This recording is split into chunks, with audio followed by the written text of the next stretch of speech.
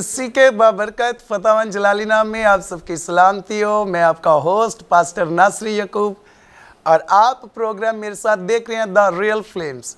और आप जानते हैं कि इसमें हम बहुत सारे नौजवान बहन भाइयों को आपसे मुतारफ़ करवाते हैं ताकि आप उनकी शख्सी गवाहियों को सुने, उनकी ज़िंदगी की जर्नी को सुने, ताकि आप सुनकर अपनी ज़िंदगी को बेहतर करें।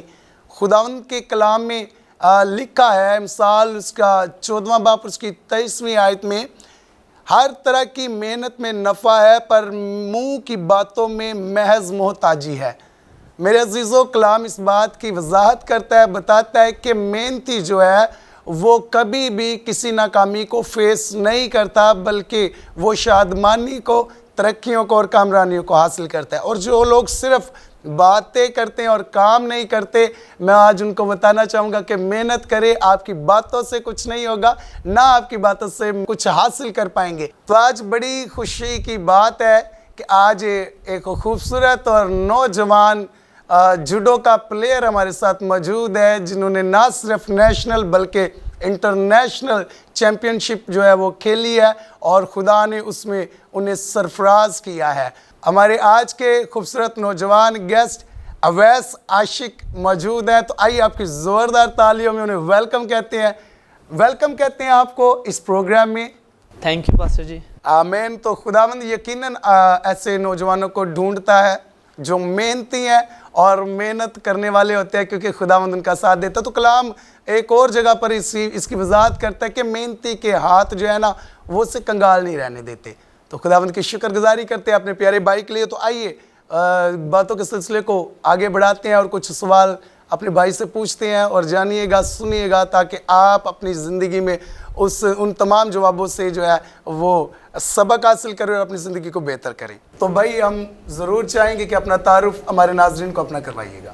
मसीह के बाबरकत और जलाली नाम में आप सबको सलाम। मेरा नाम अवैस आशिक है और मैं जूडो का प्लेयर हूँ। मैं वापडा की तरफ से खेलता हूँ और मैंने नेशनल और इंटरनेशनल काफ़ी इवेंट खेले हैं, जिसमें खुदावंद ने अपना जलाली और बाबरकत हाथ बढ़ाकर मुझे कामयाबियाँ बख्शी। तो जी अवैस भाई, अपने इब्तदाई ज़िंदगी के बारे में कुछ बताइएगा। इब्तदाई ज़िंदगी मैं ऐसे बताऊँगा कि पापा जो थे वो जो मूवीज़ थी कराटे वाली, फाइटिंग वाली, वो काफ़ी लाइक करते थे, वो देखते थे। तो हम सारे बहन भाई भी साथ मिलकर देखते थे, तो वहाँ से इंटरेस्ट पैदा हुआ मेरा और मेरे बहन भाइयों का। तो ये है कि मेरे वैसे तो 4 बहन भाई हैं, 2 बड़ी सिस्टर्स हैं और 1 बड़ा भाई है। मैं सबसे छोटा हूँ। तो भाई के साथ कराटे करना, सिस्टर के साथ, मतलब कि ये है कि वहाँ से स्पोर्ट्स का एक शौक़ पैदा हुआ। और मैं आपको ये बताना चाहूँगा कि मेरी जो बड़ी सिस्टर्स हैं दोनों, पहले तो खुदावंद ने उन्हें मौका दिया, उन्हें चुना, इस गेम में लाए और उनके थ्रू मैं इस गेम में आया हूँ। वही मेरे उस्ताद हैं, कह ले वही मेरे सिखाने वाले हैं। तो उनकी अचीवमेंट्स तो वो ज़ाहिर बात है काफ़ी देर से वो खेल रहे हैं मेरे से पहले। मेरे से डबल एक्सपीरियंस और डबल टाइम हो गया उन्हें खेलते हुए। तो उनकी अचीवमेंट्स तो मेरे से भी ज़्यादा डबल ट्रिपल है। तो यह है कि खुदावंद ने अपना फ़ज़ल किया और जो मतलब कि पापा का शौक़ था, कह लें कि वो हम में डेवलप हुआ और खुदा ने हमारे इसी शौक़ को आगे बढ़ाया। पापा के बारे में आप बता रहे हैं, पापा भी प्लेयर रह चुके हैं या फिर बस मूवीज़ वगैरह देखकर जो है वो खुश होते रह गए हैं? नहीं, दरअसल ये है कि पापा तो नहीं प्लेयर। पापा और मामा ने कह लें कि मेहनत करके, दोनों ने काम करके हमें इस मुकाम तक पहुंचाया, पढ़ाया। मैं बताना चाहूँगा कि मामा पापा ने बहुत मेहनत की। पापा ने रिक्शा चलाया, पापा की बदौलत ही कह लें कि दोनों बहनें प्लेयर बनी और उनकी बदौलत मैं प्लेयर बना।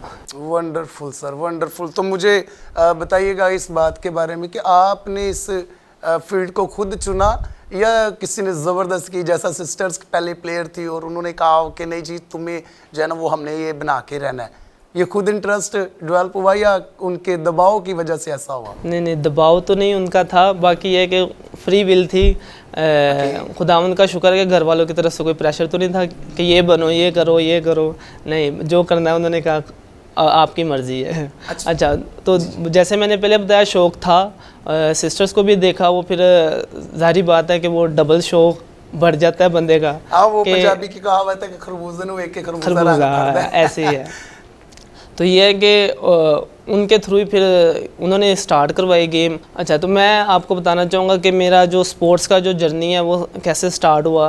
तो ये है कि जब 2009 में मैंने नाइन्थ में मतलब कि नया नया गया था, तब सिस्टर ने छत पर शुरू करवाई थी। दरअसल ये जो गेम है इसके लिए एक प्रॉपर हॉल और मैट होना चाहिए। ओके।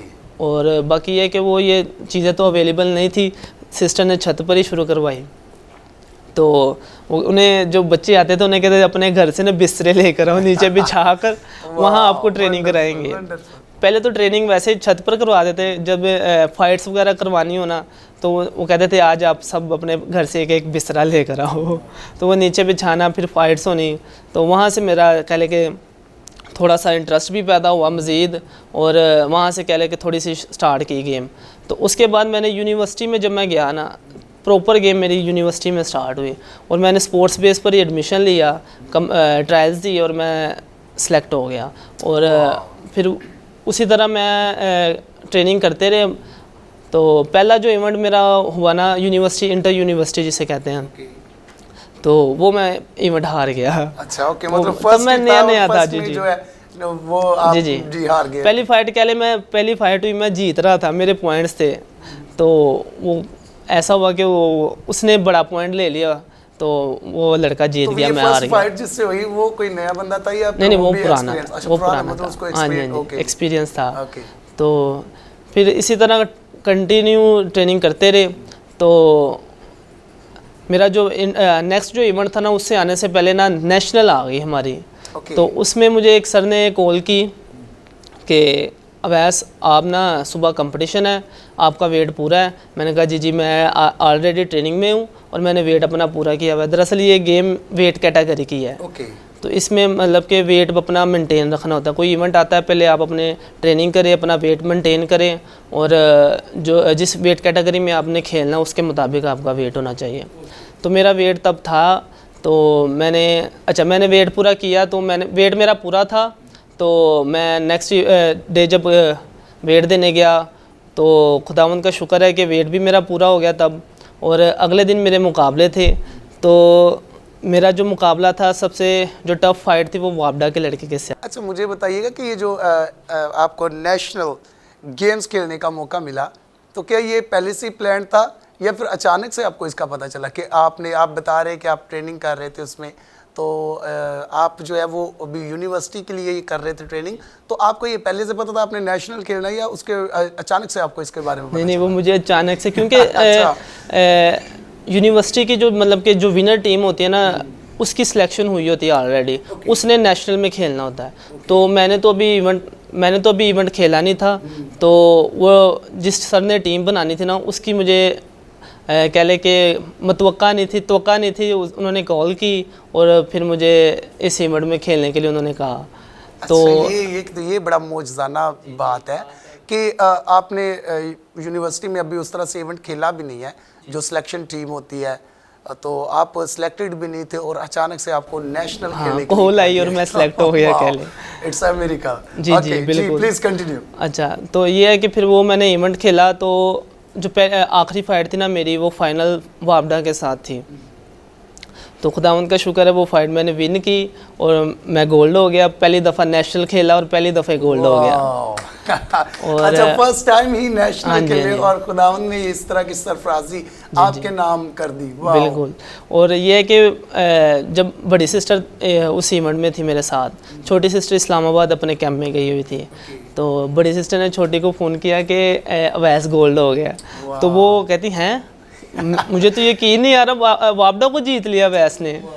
तो उनके भी मतलब कि जहन में नहीं था या वहमो गुमान में नहीं था कि मैं गोल्ड हो जाऊंगा। अच्छा, तो वैसे भाई जब आपने पहला मुकाबला, आप बता रहे कि जो आपने यूनिवर्सिटी में जो है वो आपने पहला मुकाबला जो कंपटीशन किया उसमें आप जो है वो हार गए, और उसके बाद आपको नेशनल खेलने का चांस मिला, तो तब क्या कोई डर, कोई खौफ के यार अचानक से इतने प्रोफेशनल बंदे के साथ मेरी फाइट है, तो क्या फीलिंग्स थी आपकी जब आपको पता चला कि आपने नेशनल खेलना है? पहली दफ़ा गोल्ड लेना तो मुश्किल होता है क्योंकि फ्रेश बंदा आए और सीनियर्स को आके जीत जाए। हाँ ये तो ये सारा इज़्ज़त और जलाल खुदावंद के नाम को है कि खुदा ने फजल दिया, वो इवेंट में मुझे मौका मिला खेलने का और खुदावंद ने फतह याबी दी। और वो फतह याबी ऐसी थी कि किसी को यकीन नहीं आ रहा था, क्योंकि अभी मुझे साल भी नहीं हुआ था गेम स्टार्ट किए।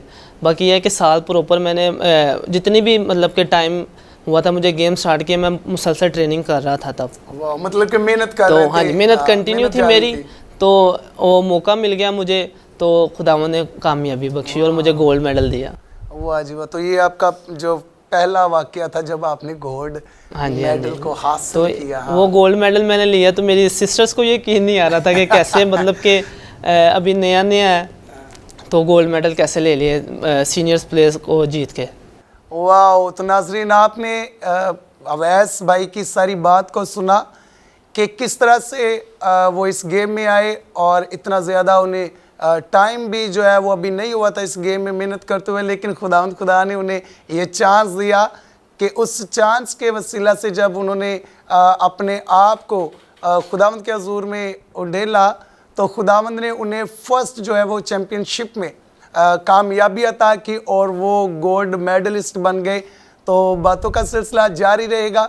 वक्त होता है एक छोटी सी ब्रेक का, मिलते हैं ब्रेक के बाद। देखते रहिएगा programme the real flames only on जरमाया टीवी।